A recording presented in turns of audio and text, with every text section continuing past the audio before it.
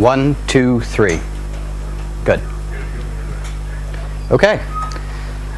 Just going to see a few more people coming in, so I'll wait till they get a chance to sit down, and then I'll get started.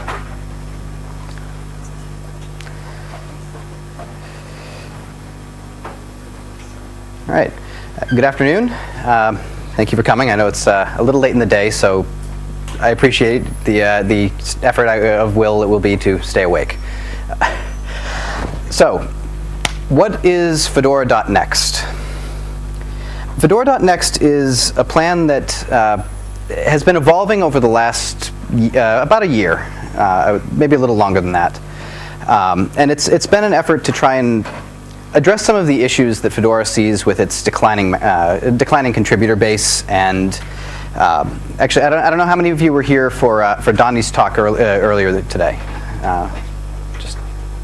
Okay, a few of you. He had some great metrics, and I wish I'd had a chance to steal them from him before I got up on stage. But he did some interesting analysis of various distros and how much they're being talked about on Hacker News, on Linux Journal, and on Google Trends. And the results were not good for Fedora. And we've had a sense of this for a long time, that Fedora has not been doing. It has just not been the exciting new place to do stuff. It's not. It's kind of. We've gotten the impression that the community kind of views us as a commodity. We're just that layer that works and nobody cares about it anymore. So, with the Fedora.NEXT initiative, we're trying to bring a little bit of that excitement back, still to those platform layers, but remind people that there's still a lot of work to be done there, and still a lot of opportunity to make something better. So part of the one of the big pieces of the Fedora.NEXT initiative is that Fedora historically has been one gigantic collection of packages that usually installs about every 6 months. We do a release, and on that day it's tested, and it's always the latest bits, generally with as little modification as possible, just to get them onto a system. There really hasn't been a driving goal of Fedora except for get as much stuff into Fedora as possible. So we stopped and we took a look at this, and we decided that's probably not going to sustain us, and it's obviously not doing it already. So what we really need is we need to take a step back and figure out what is it that we can do that would give Fedora some definition and a goal. So we took a look at, this was at FudCon in Lawrence, Kansas. We had a long discussion, I think it was most of a day, with a lot of people just listing out Fedora's strengths and weaknesses. And what we found were that most of the time, our weaknesses were when we were trying to solve the needs of two different groups at the same time. That it really might make sense for Fedora to be willing to address different groups with a different deliverable, a different product is what we're calling them. So we took a look, and we decided that we were going to break Fedora install media, Fedora as what you can get off of our website, into three basic concepts. Something we're calling Fedora Workstation, something we're calling Fedora Server, and something we're calling Fedora Cloud. So the first, and arguably the most contentious right now, is the Fedora Workstation. About 2 weeks ago, we had the conclusion of our first round of Fedora.NEXT deliverables, and what those were was we organized a group of people, groups of people to manage each of these products, and come up with essentially a PRD. Not a marketing document, but a set of goals and driving principles for their version of Fedora. So the Fedora Workstation, what we realized was that one thing that Fedora needs to be better at is helping people build Fedora. We need a platform that they can use that is the easiest and most effective way to do development and packaging and deployment on Fedora. So we tasked the Fedora Workstation group to figure out what kind of target users, what kind of things can we do to enhance the developer experience on Fedora. So they decided to select 4 target users, 4 sets of people for which this is what the workstation product will care about. And they're on the board. I'm not going to read it at you because that's lame. But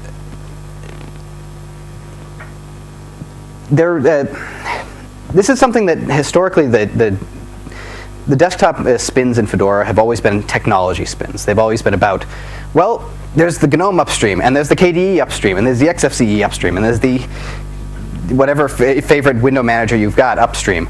And we're going to just stick all those in Fedora. We're going to give a different spin so you can install whichever one you want. And that's as much of it as we're going to care about. And that's not enough. We need Fedora to be producing some sort of a workstation that you can use to get something done, and not just be a technology preview for the upstream work. Upstreams do great work, but they don't do integration work. And that's where a distribution can make a difference. The Fedora server this is the one that I'm most heavily involved with. This is I'm on the working group for the Fedora server. And how many here are familiar with the pets and cattle metaphor? Okay, far too few of you, so I'll give it to you this way. Historically, not historically, but there are 2 ways that you can manage services in your environment, and they're generally referred to by pets or cattle. When you have a pet, you take care of it. If it gets sick, you take it to the vet. You do whatever you can to help it. With cattle, your cow goes dry. You have a hamburger, and you get another cow. So, with the pets versus cattle metaphor, the idea is your critical infrastructure, those things that you cannot live without, that have to be rock solid and always there, things like your DNS server and possibly your domain controller, these are probably going to be your pets. These are the ones that you're going to keep carefully cultivated and make sure that they are always up and running. Possibly your infrastructure as a service infrastructure will end up being, we hope, Fedora server. So what this is it's Fedora's way of developing the next generation of critical infrastructure, the sort of thing that's going to become RHEL server, the thing that's going to become CentOS 8 eventually. This is the technology that we're going to focus on in Fedora server, and we're also going. But it's not just going to be make sure that the platform is rock solid. We're also going to be building infrastructure to do managed deployments of common tasks, things like, okay, that machine over there is now a domain controller. You tell it what domain it is, and that's basically all the information you need. It goes off and is that machine. Over here, you've got your, you just stand up a Postgres SQL server. Here's the credentials for it, and now you can start deploying applications against it. These are lofty goals, and they're going to be very difficult to actually implement, and we're actively going to be requesting help on ideas for how to get these things done. But I'm going to move on because I don't want to actually spend too much time talking about the individual pieces here, because I want this to be a workshop. So I'm going to get on to the Fedora Cloud is the cattle side of our pets versus cattle metaphor, and it's going to be a series of small images built in a variety of different infrastructure as a service systems, things as deployable systems to run OpenShift, to run OpenStack, to run Fedora in an Amazon environment, Fedora in a Bitnami environment. These are the sort of things that Fedora Cloud should be servicing. There's going to be a heavy focus on how do we serve DevOps needs, how do we serve the case where we want to have these disposable machines that we can just cut and paste, and if you get a sudden spike in load because you got on the front page of Slashdot, that you can just call up your provider and say, spin up 10 more of those. So with that in mind, like I said, we put together this plan, and we had our first PRDs that went through the Fedora Engineering Steering Committee for approval 2 weeks ago or last week, a little of both. And we've pretty much settled on that these are the goals that we want this chunk of Fedora to be focusing on, and now we're into our execution phase, our planning phase, really, where we figure out how it is we're going to do that. So I'd really like to engage the audience for some ideas, some plans, things that we should do, things that we should watch out for, horror stories in the past of other people that have tried this and failed, what they did wrong. So that's where I'm going to go. But first, actually, I want to ask, could I get a show of hands? Anyone who in here was served on one of the working groups that had a PRD submitted? So, okay, actually, a surprising number of you, about 8, I think. So I'm going to applaud you because you guys did a lot of hard work with very limited resources and very limited constraints. So you guys did a fantastic job. So that is basically all I have for a presentation. What I'm looking for now is start shouting things at me. Sorry, Joe, I know that's going to be hard to record, but. We do have a microphone that we can use. So if you can just organize your questions by row.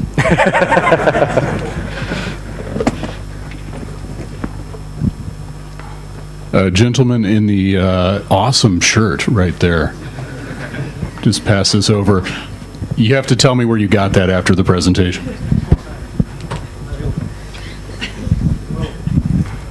My name is Peter Nemenkov, and I'd like to ask, I think, a very simple question. You told us that you gave some metrics about possible decline of Fedora community base, but why you don't ask the Fedora community? Well, it's very difficult to ask someone who isn't there if they're not there anymore. Well, maybe you can ask them about potential issues which could prevent them to move further. Yes, and we listen to our community, and we do have a pretty active, if self-selected group of people who gripe on the devel list regularly. Another one flaw is what you digging for metrics in the wrong place, because we have already a lot of metrics. For example, we have Fedora accounting servers. You could try to dig it. We've done that. Yes, we have done that. Part of the problem is that there are a lot of accounts in Fedora account service that are ancient, that haven't been touched in a decade. There are a lot of, we can't necessarily just go by package commit metrics because that doesn't tell us who's working on the websites, who's working on it. It's very difficult to get a clear picture of the decline. We have had a number of people do a fair number of metrics on the system on this, and universally they all show a sharp decline. They all vary on how what they estimate the number of active contributors are, but they all agree that they are less than half of what they were 6 years ago. Well, you should ask those who stopped working for the reasons. I do believe you're doing it the wrong way, because Googling something using Google Trends is not an answer. I mean, it's just it's not very well. And another one question. I mean, you told us about 3 potential products on top of Fedora, based on Fedora packages base. Will be the same packages used in all these 3 products? I mean, yes. As a Fedora packager, I'm very concerned about additional work you are trying to. As of right now, Fesco has resolved to stick with the one universal package set, while allowing the individual products may be allowed to manually configure packages in different ways, but they must all be using the same bits, or at least be building sub-packages from them if they need to make variants.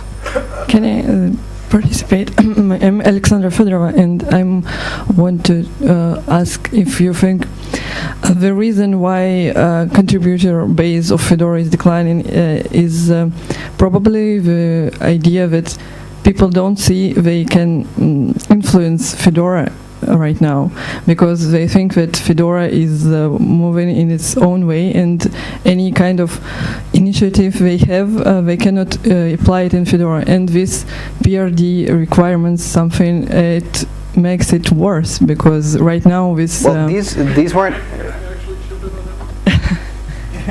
You know what? Sure, absolutely. This is a discussion, not just a Q&A. So, stuff gets done by the people that show up. And I find that the people who often have the attitude of, I don't know if I can influence that because it doesn't look friendly enough, are often not ones that do a lot. that are waiting. If you're waiting in open source for an invitation, I mean, we have issued them, and that's how I got involved in the PRD, because I'm relatively new to Fedora, and that's how I got involved in the CloudSig, because I came over from working on CloudStack and got involved in the CloudSig, and I'm like, can I do this? And, Matt sent out an invitation to work on the CloudSig workgroup, and I shot up a hand and I said, I will do it. Yeah, I neglected to mention that in the original presentation, that all of this PRD work was done after an open call for participation with anyone with anyone at all who thought they might have something to add to it. This was not as some members of our community assert a Red Hat dominated and ordered process. I'm sorry?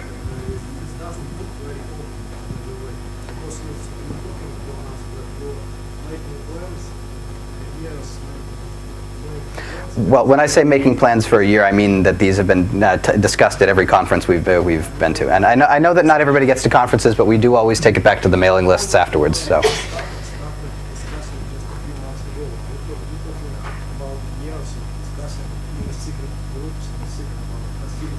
No. What I said was that for the last couple of years, a year and a half, we have been monitoring the decline. As of about FudCon Lawrence, we have started trying to put together a plan to address it. So that was what, about a year ago? Yeah.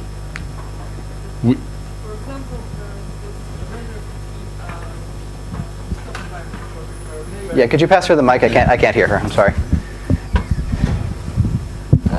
I mean, it's just for people outside of very Fedora core group, which is like Red Hatters and some other well-known persons in Fedora community. It's hard for them to start doing something in Fedora. For example, there is this Razer Qt group with their own plans for desktop environment, but right now they don't fit in this workstation PRD, and this is hard for them to get into this special interest group or something because no one knows about them. How should they start? How should they force people to listen to them? Well, the best way to start would actually be to send a message to Fedora Announce. If you announce, hey, I want to form a SIG. Here's the things we want to accomplish. That'll get through the queue. Yeah, but that'll get approved. The problem is that now this workstation group is made from GNOME developers. And no one from outside can... Actually, is there anyone here from the Workstation working group, first of all, because I'd rather have them answer this, but anyone of the people that raised their hands earlier want to admit they work for this group?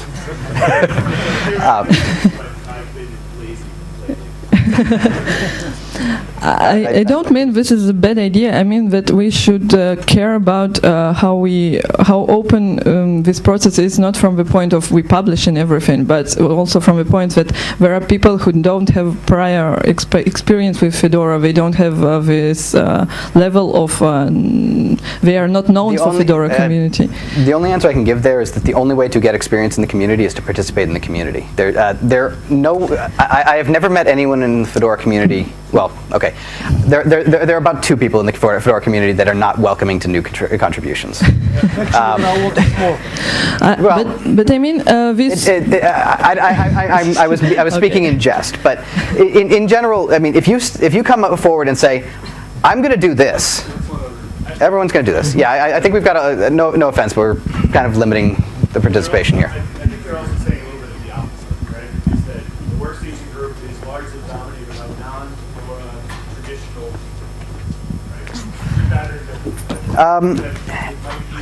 It's Icon from the Cloud Working Group. I have a question for the audience.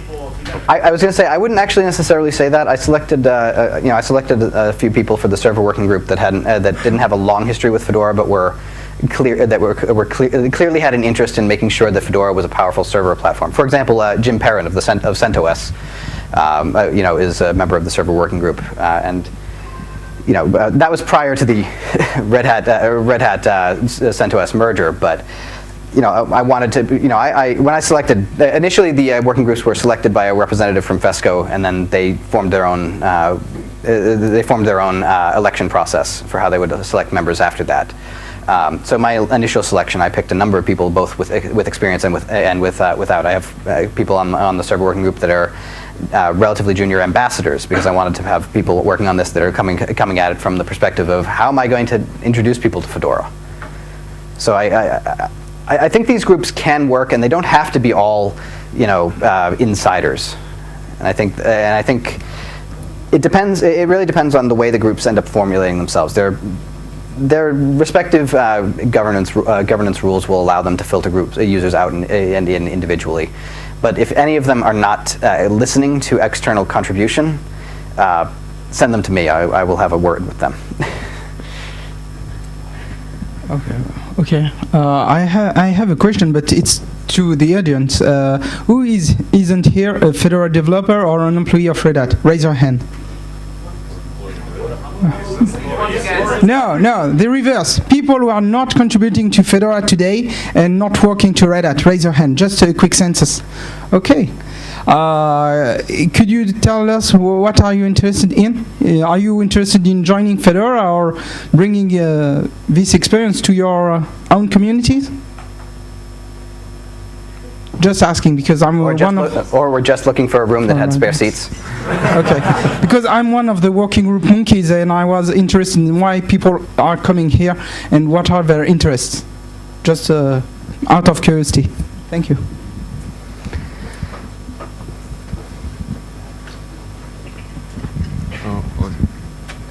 Did anybody want to answer, or trying to do another question? Somebody want to be the first victim? I mean, respondent. Yeah. You couldn't be more conveniently seated. I will try just to answer why I'm here, and maybe it will help some or start some discussion. As my day job, I am full-time developer from some agency or whatever, and I use Fedora every day at work and also at home. Some time ago, I tried to just come in and solve a small problem I had. It was a small program that was lacking in the Fedora repository, and I tried to become to submit some package for that, but aside of Fedora and my full-time job, I have a lot of other activities, and just to have that small package that was a simple converter, I had to sign off a lot of stuff, to be active in trying or participate to the maintenance of other packages and so on and so on. At that time, I had a slow computer, so building stuff took a lot of time, and I just stopped because there was no way for me to just come with that small package and give it. I gave it. It's still there in my Git repository. The spec file is still there, but I cannot find a way to have that pushed in Fedora in a simple way. It was too much time for me. And with the working group, the proposal that I sometimes I follow up on the wiki or mailing list and so on, my feeling is the same. If Fedora is not your full-time job, it becomes difficult to participate. If your only time is 1 hour per weekend, you're not welcome. It's difficult. Maybe you're welcome, but it's difficult to have your voice listened.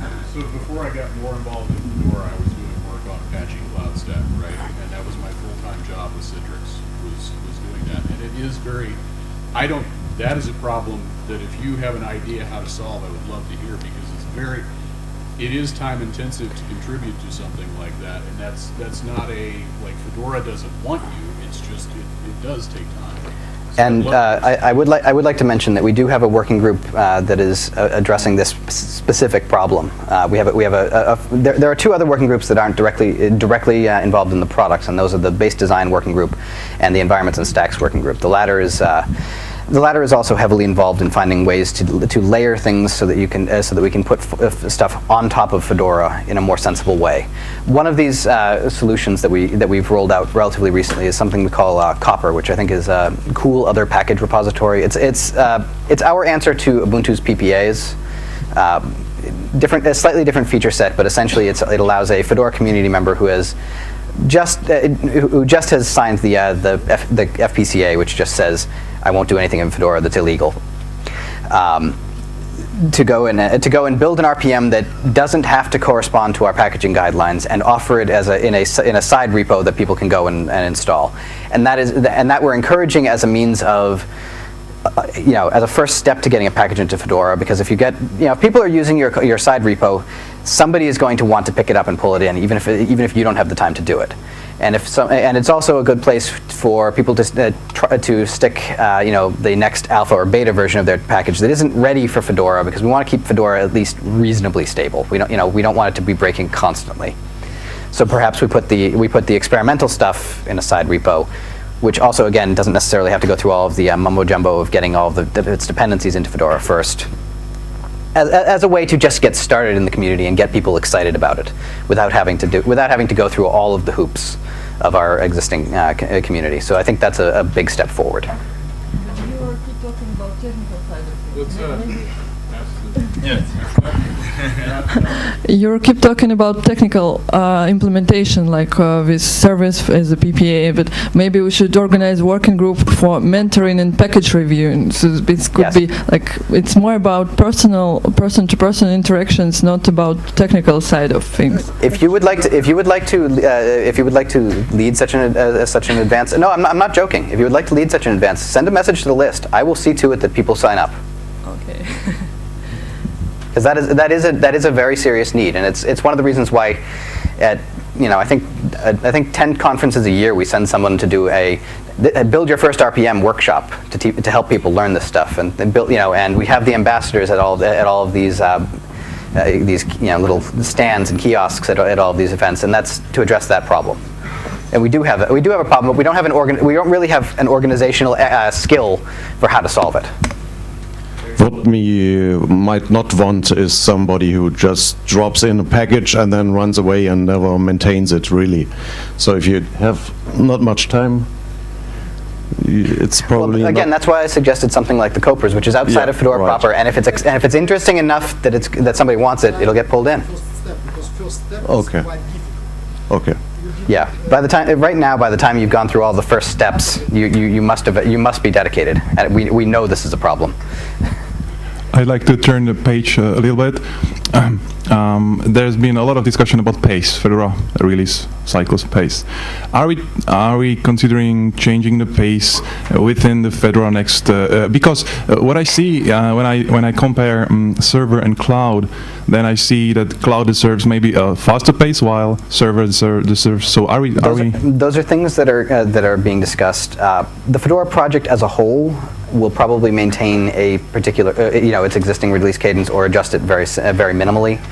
Whereas, yes, we may allow the products to do releases of their own, as long as they can provide the QE and rel-eng resources to do so at their own pace. One thing that's been suggested for the Fedora server, for example, is that we actually only do a full release every 2 years, whereas in the middle we just do essentially service packs and alphas of the next one.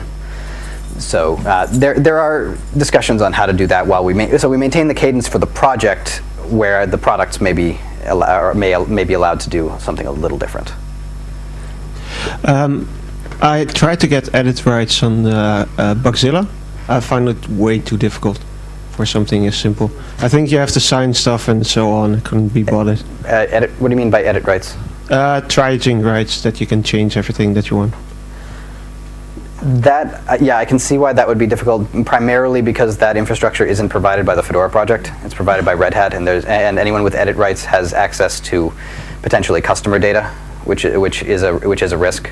It's one of the reasons why we have on several occasions tried to break from that, but it's just too expensive manpower-wise. You can have hidden products and at the same time just be able to change existing bugs and so on. I'm not an expert in that domain, so I can't really answer that. I try to make small changes to bugs. A few years ago, anyone can do that. Now, I don't know the process. It was way too complicated. I just stopped. At the risk of sounding glib, file a bug.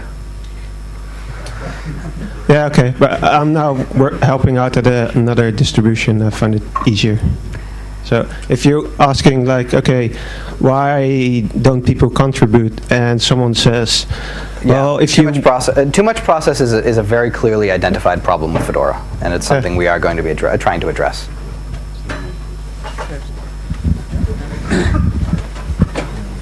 Hi, still got a question back to the topic of Fedora.NEXT. So for me, it's still not clear what the target of the whole process should be. Because right now it simply seems that you want to change the way installation goes, maybe in form of some different kind of spins or installation media, but I cannot see the big picture. You told me that might help to vitalize the community maybe, but from what we hear right now, we got several different problems or areas where we need work and love to do in order to get the community up and running, and this community problem from my point of view can hardly be fixed with this approach. So could you perhaps point out the big picture of what you see and what the influence might be, for example, for spins like the existing ones, like the KDE spin or so? Will they disappear, or will they? Well, there's a lot of ongoing discussion on that specific topic on the devel list right now, but as far as the individual spins. What we're trying to do with the Fedora products is provide three distinct platforms. Our path here, we hope, is that first we want to make Fedora a more inviting place to be a user, because you never ever get a contributor who wasn't first a user. That just doesn't happen. So what we want to do is we want to, instead of having just these technology previews, we want to be able to say, you want to use Fedora because it's the best place to do Ruby on Rails development, because that's going to be one such focus. It's the best place to do the development of these top level stacks, which people are very interested in. So that's a target for the workstation, and we hope that we can use that to gain users, and then from users we start building our contributor base again. Similarly with the server, what we want to do is one of the things that I always cringe to hear is people are always saying, even on our own mailing lists, oh, you should never use Fedora as a server, it's not stable. That's actually not really that true, and there are a lot of people that are using Fedora as a server, both as pets and cattle. And it's just, this cargo cult mentality that Fedora isn't equipped for that is a problem, and by producing a product, we hopefully bring people back into realizing that that's a space we care about. And also, we can focus on making it the best place to do simple deployments, so that the small and medium businesses of the world can get their cheap, free, powerful open source solutions up without having to be a graybeard with 30 years of experience. So, and I think with that, and also basing it as this is also not just stable, but the technology preview for what's going to be in the long-term 10-year lifespan of the RHELs and CentOSs a little ways down the road.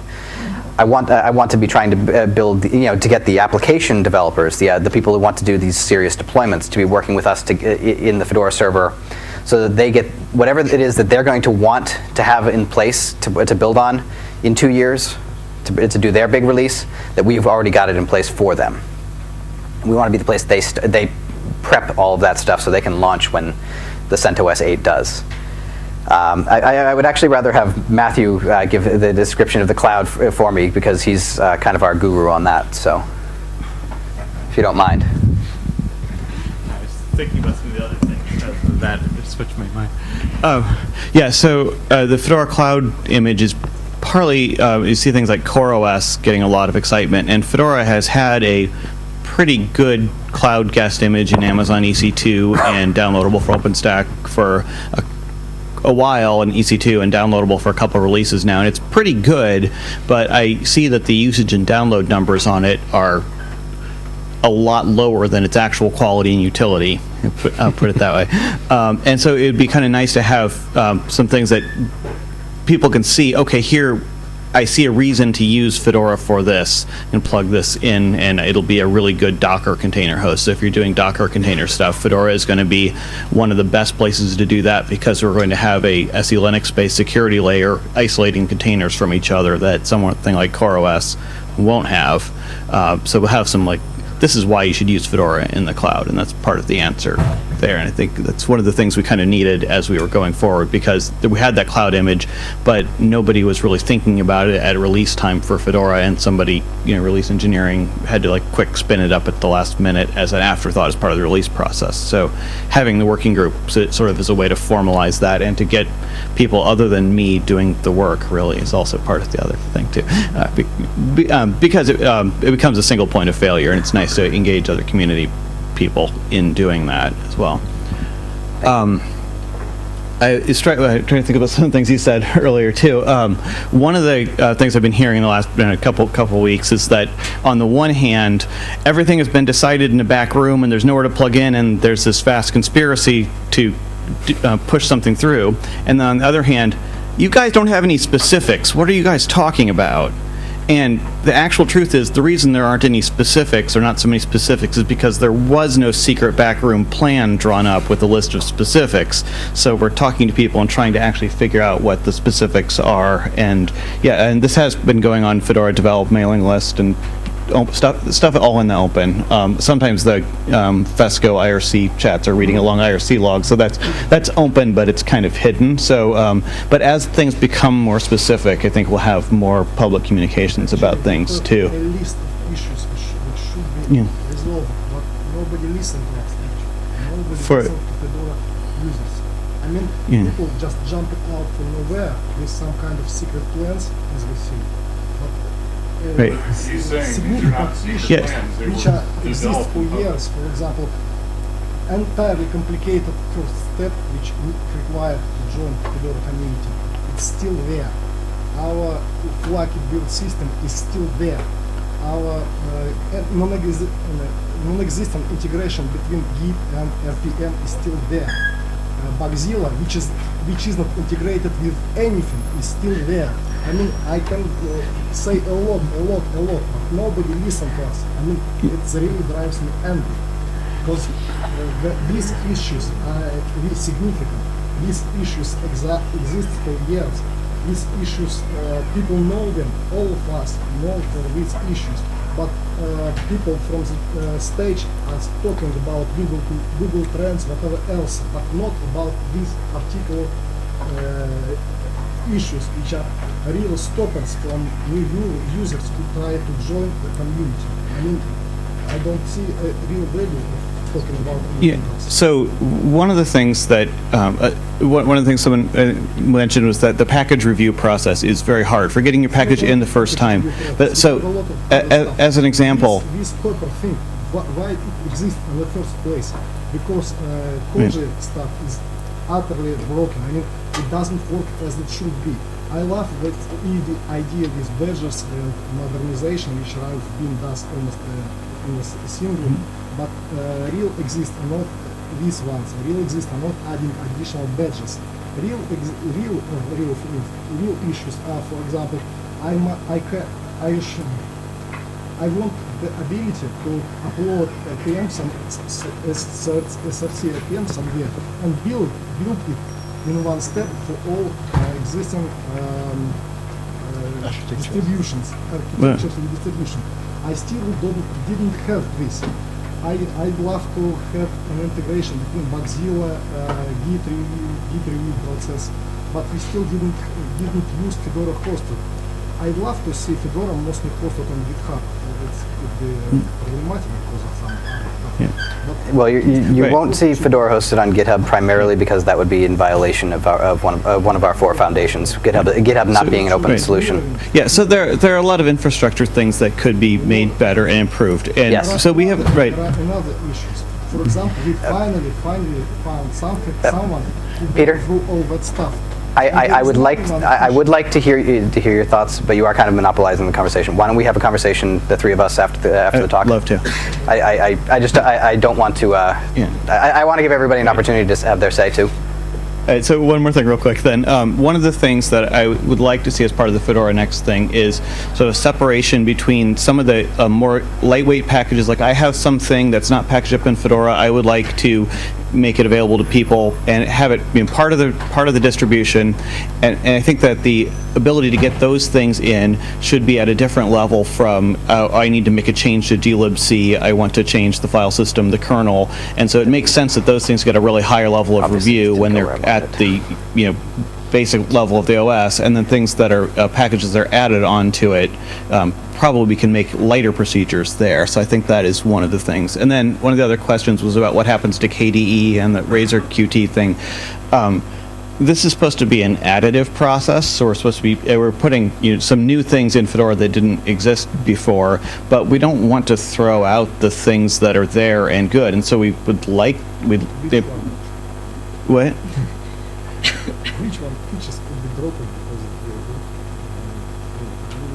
because So KDE, even if the desktop workstation SIG decides they're not going to base their thing on KDE, and I've been busy traveling, I haven't followed what how the discussion is going, but it's pretty likely that it's going to be a GNOME-based product, but that doesn't mean that we don't have KDE in the repository, and you can't just keep on using KDE as you always have. If you use the workstation product, you get some other different things. So if you're a software developer and you come into Fedora and say, I'm going to want a desktop for my software development, oh, I see there's this product targeting me, awesome, that's what I want. But if you look at it and you're like, oh, that's not what I want, well, we still have all of the other stuff in Fedora, and we're not going to throw that out. The problem with GDM, for example, people from Right. Workstation group says that every other it's like from this product requirement it was said something like every desktop session should work with GDM, for example, which is inappropriate for KDE or Razor Qt. They don't want to work with GDM. Why this workstation group put it inside? So there's a lot of problems when you choose one direction as a main one. Sorry. What it means is that in order to receive the tag that says you are compliant with the Fedora Workstation set of requirements, you must work with GDM. It does not mean that you cannot use KDM or LightDM in Fedora. But this is a dangerous way. If I could. Again, what these three products are is really they're an assertion of a set of things that you can rely on. They're an assertion that the system in order to be Fedora Workstation or Fedora Server, you can make the assumption that up to this level, these set of packages and these set of APIs and these set of interfaces are available to you. And by doing that, what we're saying is, if you are Fedora Workstation, it does mean that you are using GDM. If you switch it out, you're technically not Fedora Workstation, but you're still Fedora.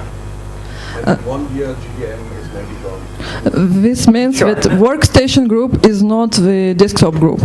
So there should There's a be very large desktop overlap, I group won't which lie is about that. different. Yeah. So Workstation group shouldn't decide for other desktop They're not environments. deciding for other desktops. If other desktops, what they're trying to leave open is the possibility that if another desktop is willing to at least provide the same set of interfaces and then their environment, then they can still be considered Fedora Workstation. The first one to implement that will most likely be GNOME, but it doesn't. The idea is that it should not restrict the possibility that XFCE could still offer all the same public interfaces, or KDE, or any of them. There's some folks that have been very patient here. Yeah, let's. Thank you. You had a question? I have one. With the release scheme, have you thought about making, if Fedora Server maybe comes only every 2 years, thought about doing more a rolling release for the main parts or the package set? It has come up.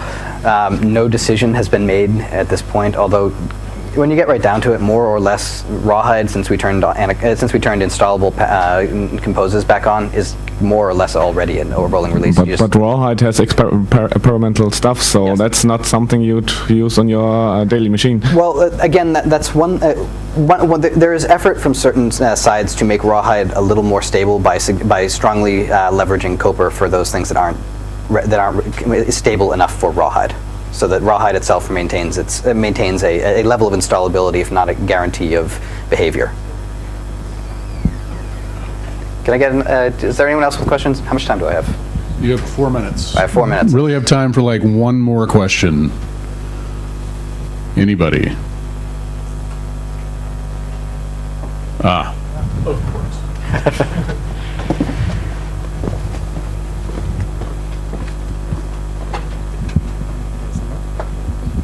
Yeah. For me, thanks for the explanation, first of all. For me, it now sounds like you try to sharp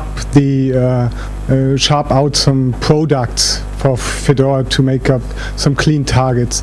But what we got right now is that we got several spins and derivates. We also already got a cloud image which might need some love, but it's there, and there are still, maybe we need a server image, that's true, but why don't we keep the existing infrastructure as it is? Because one of the strengths of Fedora is the flexibility, is the amount of different flavors that is available right now. Sure, and so, as of right now, we have no plans to restrict that at all. Okay, the only thing that might change is that they may not be promoted as prevalently on the website. It may be that the website leads the focus towards the products. But that's the case with the GNOME spin already? Right, well, that's not a decision that's been finalized either, but that seems likely that these three things will be right on the front page, and then the spins will still be, they're already relegated to a secondary page. Okay, so. Thanks for the clarification. All right, that's been a barrel of kittens. So thank you very much. And if you, I'll let you wrap up, but I would just say we can continue these discussions on the Fedora mailing list. Certainly. And I fully recognize that the Fedora mailing lists can be difficult to separate the wheat from the chaff, but it is the canonical source of record for the decisions we try to make. Thank you very much.